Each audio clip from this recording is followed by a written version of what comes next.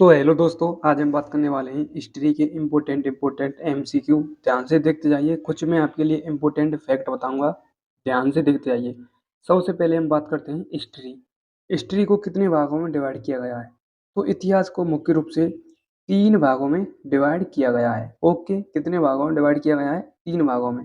और हिस्ट्री का जनक कौन है? हिस्ट्री का जनक है आपका हेरोडोटस। कौन है? हेरोडोटस। कौन है? हेरोडोटस। ओके, हिस्ट्री का जनक कौन है? हेरोडोटस।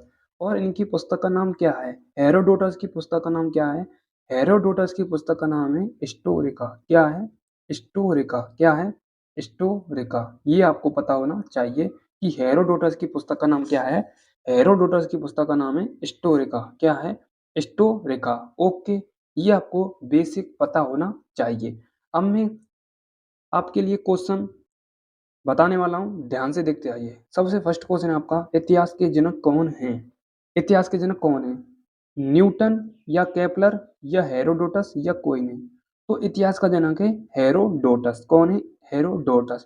केपलर कौन है? केपलर ने ग्रहों की गति का सिद्धांत दिया था। केपलर ने क्या दिया था? ग्रहों की गति का सिद्धांत। ग्रहों की गति का सिद्धांत। ओके, किसने दिया था? केपलर ने ग्रहों की गति का सिद्धांत दिया था।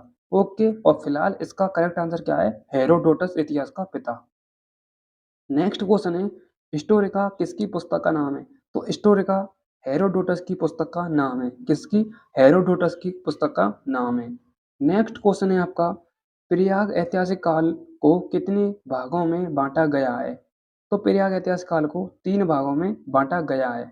सबसे फर्स्ट आता है आपका नवपाषाण काल, सेकंड आता है आपका पुरापाषाण काल, थर्ड आता है आपका मध्यपाषाण काल। ठीक है, सबसे फर्स्ट आता है आपका पुरापाषाण काल। यदि हम क्रम वाइज देखें तो सबसे पहले आता है आपका पुरापाषाण काल, फिर आता है आपका मध्यपाषाण काल, फिर आता है आपका नवपाषाण काल। ओके, आई होप आपको यहाँ तक क्लियर होगा।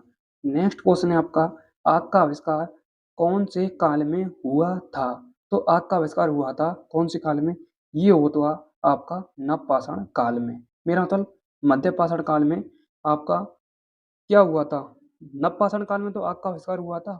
यदि हम मध्यपाषाण काल की बात करें तो क्या हुआ था उसके बारे में हम आगे बताएंगे। आग का आविष्कार तो हो गया आपका इसमें, एक मिनट। आग का आविष्कार हुआ था आपका पुरापाषाण काल में। ठीक है, उसके बाद मध्यपाषाण काल में, नवपाषाण काल में गेहूं और जौ उपजाए गए। सबसे पहले खेती की गई नवपाषाण काल में। और पहिए का आविष्कार किसमें हुआ था? नवपाषाण काल में ही हुआ था। ठीक है, उसके बाद यदि हम मध्यपाषाण बात की, मेरा तो मध्यपाषाण काल की हम बात करें तो इसमें कुछ नहीं, इसमें पशु एवं पक्षी, मेरा तो पशुओं के जो सींग होते हैं उनसे औजारों का निर्माण किया गया था। ठीक है, सींगों से पशुओं के सींगों से क्या औजार का निर्माण किया गया था मध्यपाषाण काल में। यदि हम इसका टाइम पीरियड की बात करें तो टाइम पीरियड कितना होता है? कुछ पुस्तकों में पुरापाषाण का 10,000 बताया है, 10,000 ईसा पूर्व। ठीक है, उसके बाद मध्यपाषाण का बताया है 9,000 से 4,000।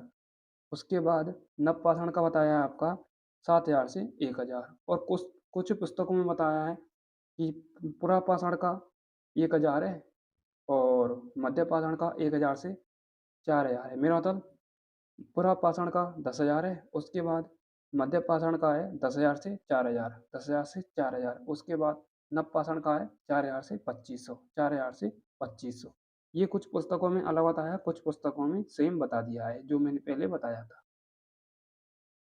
ठीक है, तो आग का आविष्कार कौन से काल में हुआ? पुरापाषाण काल में।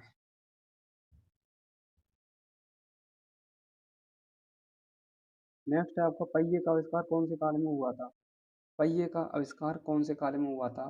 तो ये हुआ था आपका पहिए का आविष्कार नवपाषाण काल में। किसमें हुआ था? नवपाषाण काल में। ओके, नेक्स्ट है आपका, गेहूं और जौ का आविष्कार कौन से काल में हुआ था? ये भी आपका नवपाषाण काल में हुआ था, गेहूं और जौ की खेती।